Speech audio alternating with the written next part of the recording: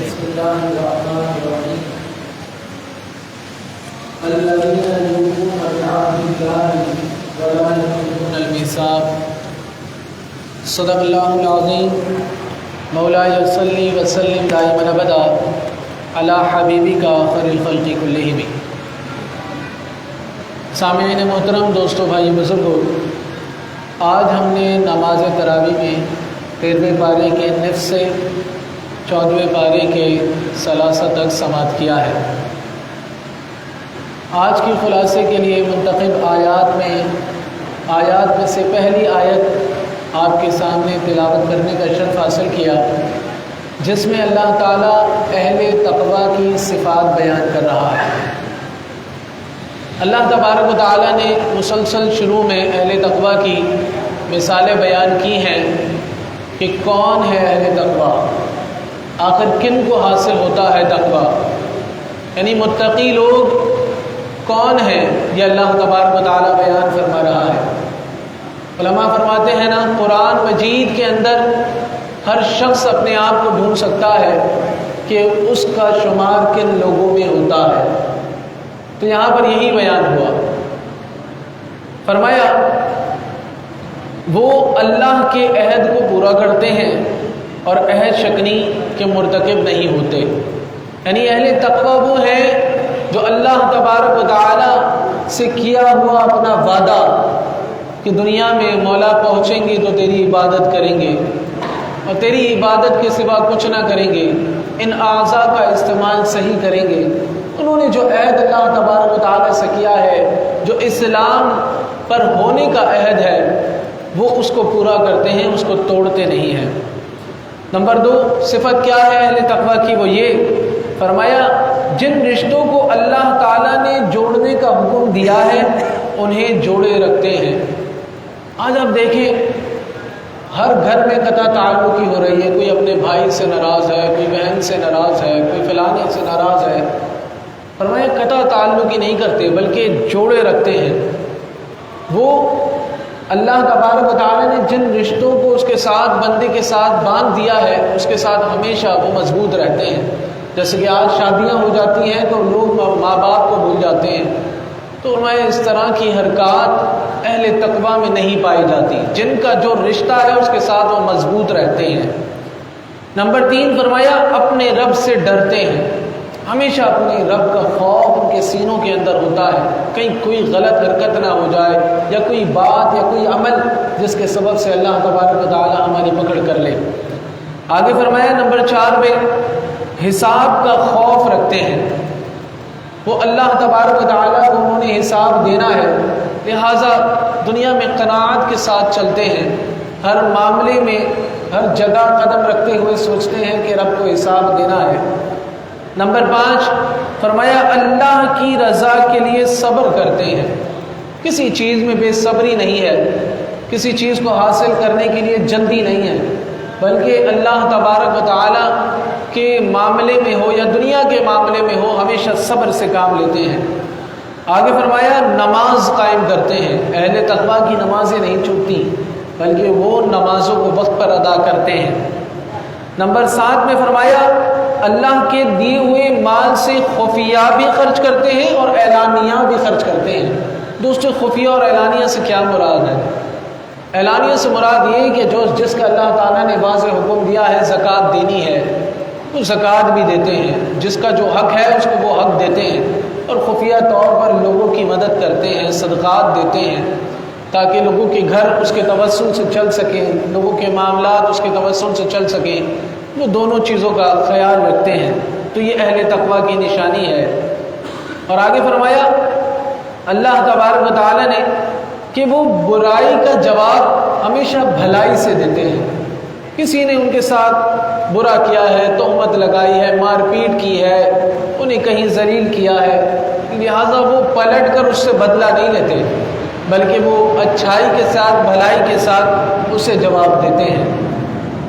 تو یہ ہے 8 صفات جو اہل تقوی کی ہیں. جن کے اندر یہ 8 صفات پائی جاتی ہیں وہ متقی کہلاتے ہیں، وہ اہل تقوی کہلاتے ہیں. تو اللہ تبارک و تعالی ہمیں اہل تقوی میں سے فرمائے۔ اور فرمایا ان کے مقابلے میں جو برے لوگ ہیں ان کی صفات بھی اللہ تعالیٰ نے بیان کی، تو ان کے اندر بھی ہمیں چاہیے کہ ہم اپنے آپ کو ڈھونڈیں، اور اگر ایسی صفات ہیں تو اللہ تبارک و تعالیٰ سے توبہ کریں۔ فرمایا وہ ہمیشہ اللہ کے عہد کو توڑتے ہیں، یہ پہلی صفت۔ دوسرا یہ کہ جن رشتوں کو اللہ تعالیٰ نے انہیں باقی رکھنے کا حکم دیا ہے وہ اسے ہمیشہ ختم کرتے رہتے ہیں، اور یہ کہ وہ زمین میں فساد کرتے ہیں۔ یہ تین صفات بیان کی۔ اب فساد سے کیا مراد ہے؟ فساد سے مراد رشتے ہو، معاملات ہو، کسی کا گھر ہو، ہر چیز میں وہ یعنی کہ وہ چاہتے ہیں کسی طریقے سے خراب ہو جائے۔ کوئی اوپر گڑ رہا ہو اس میں ہرس میں آ جاتے ہیں کہ کسی طریقے سے اس کے ہاتھ سے یہ مال چھن جائے۔ ہمیشہ ان کی نظر دوسروں پر رہتی ہے، اپنے معاملات کو نہیں دیکھتے، اپنی خود کیسے کامیاب ہونا ہے ان معاملات کی طرف ان کی نظر نہیں ہوتی، بلکہ ہمیشہ دوسرے کی گریبان میں جاتے ہیں۔ تو فرمایا ایسے لوگ ہیں اللہ تبارک و تعالیٰ ان کو تباہ و برباد فرما دیتا ہے، اور جو اہل تقویٰ ہیں وہ تو ہیں ہی دنیا میں بھی کامیاب، آخرت میں بھی کامیاب۔ آگے چلتے ہیں تو دوستو ایک اور خوبصورت سبق کہ آج ہمارے ہاتھوں سے مال نکل رہا ہے، روزی نہیں بڑھ رہی، ہمیشہ ہم اسی پریشانی میں رہتے ہیں کہ روزی نہیں بڑھ رہی، گھر نہیں چل پا رہا، اسی طریقے سے ہم پریشان رہتے ہیں۔ تو اللہ تبارک و تعالیٰ نے اس کا حل قرآن مجید میں واضح طور پر بیان کیا ہے۔ آخر کیا وجہ ہے؟ فرمایا وَإِذْ تَأَذَّنَ رَبُّكُمْ لَئِن شَكَرْتُمْ لَأَزِيدَنَّكُمْ وَلَئِن كَفَرْتُمْ إِنَّ عَذَابِي لَشَدِيدٌ۔ غور سے سماعت کیجیے گا اس کا ترجمہ۔ فرمایا اور یاد کرو جب تمہارے رب نے اعلان فرما دیا اگر تم نے میرا شکر ادا کیا، یعنی تم میرا شکر ادا کرو گے تو میں تمہیں زیادہ عطا کروں گا، اور اگر تم میری ناشکری کرو گے تو میرا عذاب سخت ہے۔ یعنی انسان جب ناشکری کرتا ہے تو دنیا میں ہی وہ مبتلا ہو جاتا ہے اللہ کی پکڑ میں۔ دنیا میں بھی جتنا مال آ جائے پریشان رہتا ہے، یا تو اس کے رزق میں برکت ہی نہیں ہو پاتی، گرتا چلا جاتا ہے، روز بروز گرتا چلا جاتا ہے۔ اللہ نے واضح فرما دیا اِنَّ عَذَابِي لَشَدِيدٌ، اللہ تعالیٰ پکڑ کرے گا۔ لہٰذا شکر کی حقیقت یہ ہے کہ انسان ہمیشہ منعم کے فضل و احسان کا اقرار کرے، یعنی جس نے اسے انعام دیا ہے ہمیشہ وہ کہتا رہے یا اللہ تو نے مجھے دیا ہے، تیرا شکر، اے اللہ تیرا شکر۔ انسان کی زبان نہیں تھکنی چاہیے اللہ تعالیٰ کا شکر ادا کرتے ہوئے، ہمیشہ اللہ تعالیٰ کا شکر کرتا رہے، اور اس کی تعریف اور نعمت کو اس مقصد کے لیے استعمال کرے جس مقصد کے لیے وہ نعمت عطا کی گئی ہے۔ اب یہ بھی نہیں کہ جو نعمت یعنی پیسہ ملا ہے تو عیاشی میں اڑا دیا اور شکر ادا کر رہے مولا تو نے مجھے دیا۔ فرمایا یہ نہ ہو، یعنی جس وجہ سے وہ تمہیں ملا ہے مال اس جگہ پہ خرچ بھی کرنا ہے، وہ حقوق العباد میں بھی لگانا ہے، وہ حقوق اللہ میں بھی لگانا ہے، اس کو اس کے اچھے طریقے سے بھی اسے استعمال کرنا ہے۔ عیاشی میں اڑا دیا پیسہ، یا علم دیا تو کہا میں کیوں سکھاؤں، یا جس طریقے سے بھی انسان کو اللہ تعالیٰ انعامات دیتا ہے تو فرمایا اس کو اس کے طریقے سے خرچ بھی کرنا ہے اور اللہ تعالیٰ کا احسان بھی ماننا ہے، دونوں باتیں۔ حضور اکرم صلی اللہ علیہ وسلم نے ارشاد فرمایا جو تھوڑی نعمتوں کا شکر ادا نہیں کرتا وہ زیادہ نعمتوں کا بھی شکر ادا نہیں کرتا، وہ زیادہ نعمتوں کا بھی شکر کبھی بھی ادا نہیں کرتا، اور جو لوگوں کا شکر ادا نہیں کرتا وہ اللہ تعالیٰ کا بھی شکر ادا نہیں کرتا، اور اللہ تعالیٰ کی نعمتوں کو بیان کرنا بھی شکر ہے اور انہیں بیان نہ کرنا یہ بھی ناشکری ہے۔ یعنی اس حدیث مبارک میں یہ واضح کر دیا تھوڑا ہے اس میں بھی شکر کرنا ہے، لہٰذا اگر تم تھوڑے میں نہیں کر رہے تو زیادہ میں بھی نہیں کرو گے۔ حضور علیہ السلام نے ہمیں سبق دے دیا، اور یہ بھی فرمایا جو لوگوں کا شکر ادا نہیں کرتا، لہٰذا روزمرہ ہمارے ساتھ چلنے والے، ہمارا ساتھ دینے والے، ہمیں کھڑا کرنے والے، ہمیں راہ دکھانے والے، ان سب کی ہمیں چاہیے کہ شکر ادا کریں۔ سب سے پہلے تو اپنے گھر میں ہی اپنے والدین، اپنے بھائی وغیرہ ان سب کے ساتھ محبت سے پیش آئیں، یہ بھی ایک بہترین طریقہ ہے، عاجزی ہے۔ پھر اس کے بعد اللہ تبارک و تعالیٰ کا شکر ادا کرتے رہیں۔ لہذا فرمایا کہ اللہ تعالیٰ کی نعمتوں کا یہ ذکر کرنا کہ مولا نے مجھے یہ چیز دی ہے یہ بھی شکر ہے، اور اگر یہ نہ کہا جائے تو یہ بھی ایک طرح سے ناشکری ہے. میں کرنا کہ یہ میری ہے، یہ میں نے اتنی محنت سے کی ہے، یہ چیزیں نہیں کی جائیں، بلکہ اس میں اللہ تبارک و تعالیٰ کا شکر ایڈ کیا جائے تو اللہ تعالیٰ اسے بڑھا دیتا ہے. لہذا حضرت انس رضی اللہ تعالیٰ عنہ فرماتے ہیں ہم تک یہ حدیث پہنچی ہے کہ اللہ تعالیٰ جب کسی قوم کو نعمت عطا فرماتا ہے تو ان سے شکر کرنے کا مطالبہ فرماتا ہے.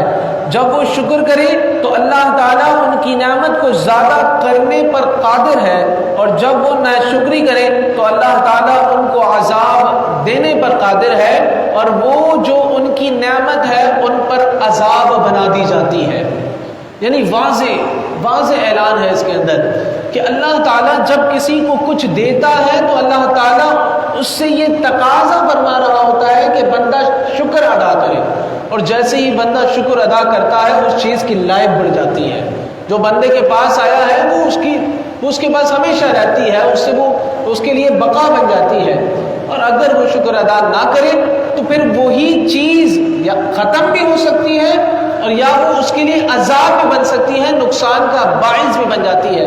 لہٰذا کبھی کبھی ہماری بڑھتی ہوئی چیزیں اچانک ختم ہو جاتی ہیں، تو لہٰذا وہ یہی سبب ہوتا ہے کہ ہم شکر ادا نہیں کرتے.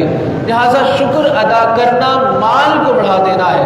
اگر آج ہم شکر ادا کرنا شروع کر دیں تو ہمارا مال بھی بڑھ جائے اور ہمارے اعمال بھی اچھے ہو جائیں.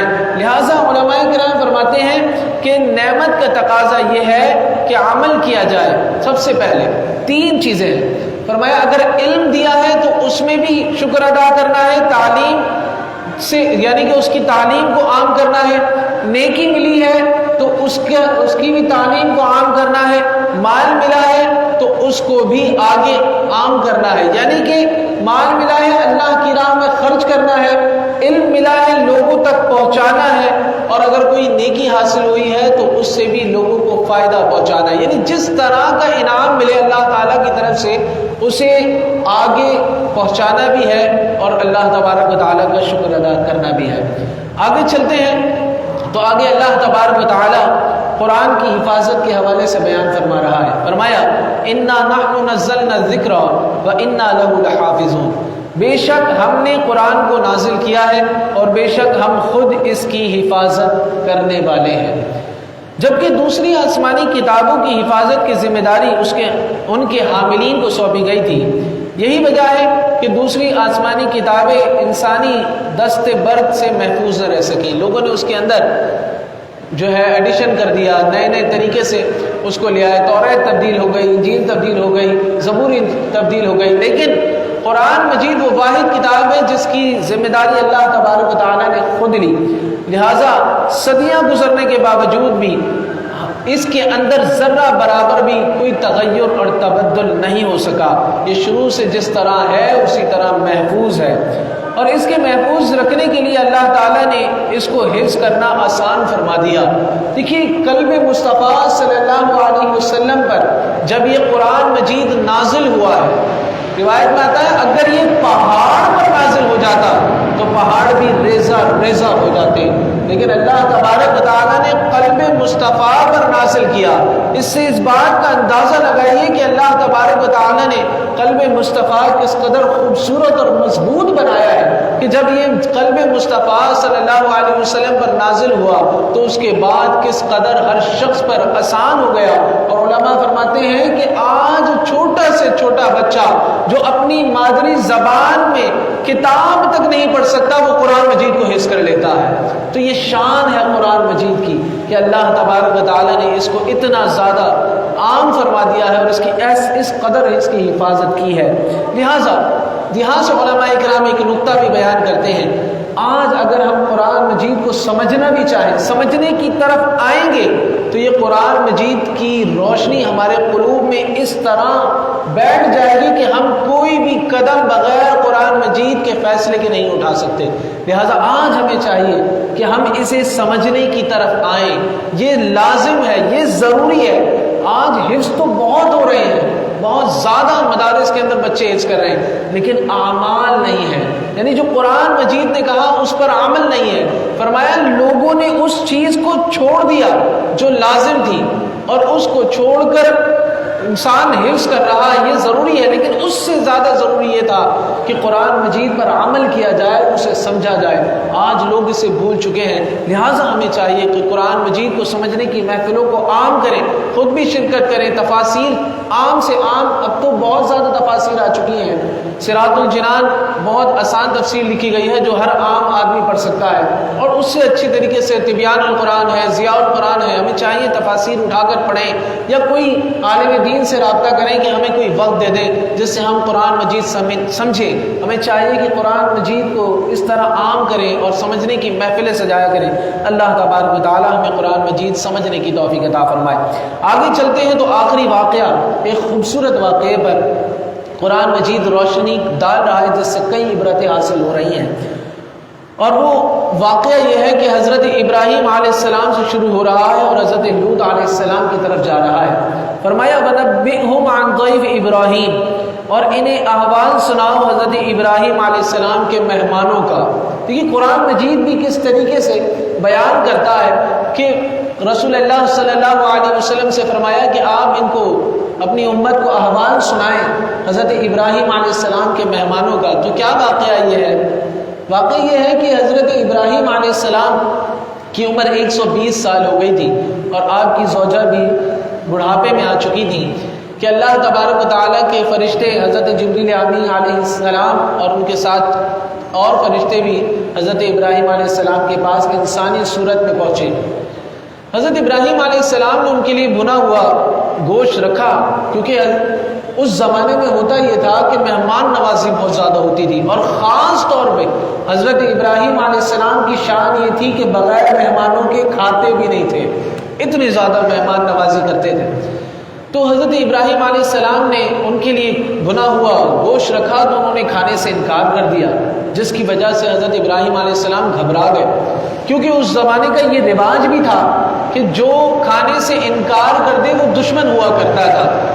تو وہ فوراً گھبرائے، تو فرشتوں نے فوراً بیان کیا کہ ہم اللہ تبارک و تعالیٰ کی طرف سے فرشتے ہیں، لہٰذا ہم کھا نہیں سکتے، وہ تو پاک ہے اس چیز سے، اور اللہ تبارک و تعالیٰ نے ہمیں آپ کے لیے بیٹے کی خوشخبری کے لیے بھیجا ہے کہ اللہ تبارک و تعالیٰ آپ کو بیٹا عطا فرمائے گا۔ حضرت اسحاق علیہ السلام کی آپ کو خوشخبری حاصل ہوئی، جس سے بعد میں کئی انبیاء علیہ السلام تشریف لائے۔ تو حضرت ابراہیم علیہ السلام نے فرمایا کہ آپ تو بہت زیادہ تعداد میں آئے ہیں، لہٰذا آپ کچھ اور کام کے لیے بھی جا رہے ہیں؟ تو انہوں نے کہا ہاں، اب ہم حضرت لوط علیہ السلام کی قوم کی طرف جائیں گے اور ان پر اللہ تبارک و تعالیٰ کا عذاب نازل ہوگا، یعنی ان پر اب عذاب کی صورت ہم پیش کریں گے۔ وجہ کیا ہے؟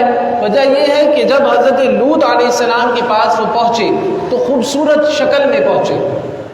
حضرت لوط علیہ السلام کی قوم برائی کے فعل کے اندر مبتلا تھی، اور وہ بھی گندگی والے فعل، یعنی مردوں کی طرف وہ مائل ہوا کرتے تھے اور مردوں کے ساتھ بدفعلی کیا کرتے تھے۔ اس قدر اس قوم کے اندر گندگی بڑھ چکی تھی، لہٰذا فرشتے جب خوبصورت شکل میں آئے تو حضرت لوط علیہ السلام وہاں بھی انسانی شکل میں پہنچے، تو حضرت لوط علیہ السلام نے ان کو بچانے کی کوشش کی، کیونکہ قوم ان کی طرف بھاگتی ہوئی آ رہی تھی کہ اتنے خوبصورت لوگ آئے ہیں، لہٰذا ان کے ساتھ بھی یہ فعل کیا جائے۔ حضرت لوط علیہ السلام کو فرشتوں نے کہا کہ ہم اللہ تبارک و تعالیٰ کی طرف سے بھیجے گئے فرشتے ہیں، لہٰذا آپ کی قوم پر ہم نے اس طرح عذاب اللہ تبارک و تعالیٰ کا آنے والا ہے، آپ راتوں رات اپنے متبعین کو لے کر نکل جائیں، یعنی جنہوں نے آپ پر ایمان قبول کیا ہے ان سب کو راتوں رات لے کر نکل جائیں، لیکن پیچھے مڑ کر نہ دیکھیے گا۔ اتنا سخت عذاب آیا تھا اس قوم پر کہ اللہ تبارک و تعالیٰ نے اس قوم کو اوپر سے یعنی کہ نیچے اور نیچے سے اوپر کر دیا تھا۔ آج بھی لوگ جب اس جگہ سے شام کا سفر کرتے ہوئے گزرتے ہیں تو وہاں سے عبرت کی نشان ملتے ہیں اور خوف زدہ ہو جاتے ہیں۔ اس قوم پر اتنا سخت عذاب آیا تھا، پوری بستیاں ان کی پلٹ دی گئیں اور ان پر پتھروں کی بارش کی گئی۔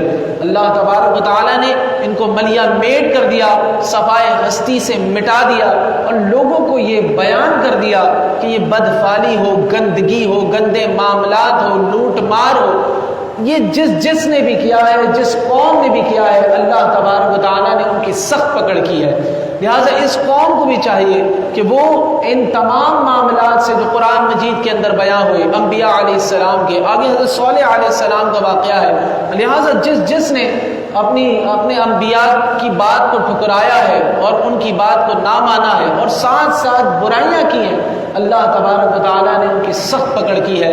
لہٰذا ہمیں چاہیے کہ ہم حضور علیہ السلام کی اتباع کریں، آپ کی اتباع میں زندگی گزاریں۔ دوستو، حضور کی اتباع میں ہی زندگی ہے، مال و دولت بھی ہے، دنیا ہے، آخرت ہے، سب کچھ آقا کریم صلی اللہ علیہ وسلم کی اتباع میں ہے۔ بس انسان کی جس وقت ظاہری آنکھوں کے ساتھ دل کی آنکھیں کھلیں گی تو اس کو دنیا بھی حاصل ہو جائے گی، حضور کی اتباع میں آخرت بھی حاصل ہو جائے گی۔ تو اللہ تبارک و تعالیٰ سے دعا ہے کہ اللہ تعالیٰ ہمیں قرآن مجید پر عمل کرنے کی توفیق عطا فرمائے، آمین بجاہ نبی الامین وما علینا الا البلاغ المبین۔ الحمدللہ رب العالمین، والصلاة والسلام علی سید الانبیاء والمرسلین وعلی آلہ واصحابہ اجمعین۔ اللہم ربنا آتنا فی الدنیا حسنۃ وفی الآخرۃ حسنۃ وقنا عذاب النار۔ اللہم انت السلام ومنک السلام والیک یرجع السلام، حینا ربنا فی السلام وادخلنا دار السلام، تبارک ربنا وتعالیت یا ذا الجلال والاکرام۔ اللہم اغفر وارحم وانت خیر الراحمین، اللہم رب ارحمہما کما ربیانی صغیرا۔ اللہم انی اسألک العفو والعافیۃ والمعافاۃ الدائمۃ فی الدین والدنیا والآخرہ۔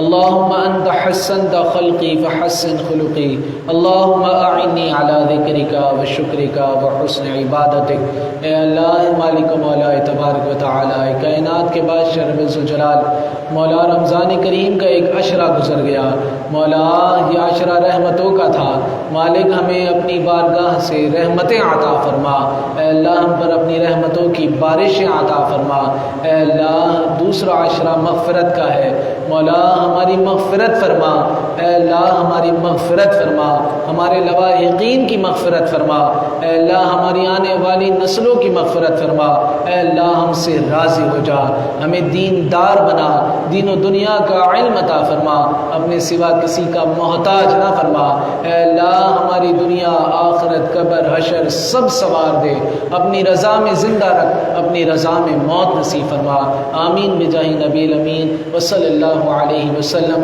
ان اللہ وملائکتہ یصلون علی النبی یا ایھا الذین آمنوا صلوا علیہ وسلموا تسلیما۔ اللہم صل علی سیدنا ومولانا محمد وعلی آل سیدنا ومولانا محمد وبارک وسلم۔ الصلاۃ والسلام علیک یا سیدی یا رسول اللہ، سبحان ربک رب العزۃ عما یصفون وسلام علی المرسلین۔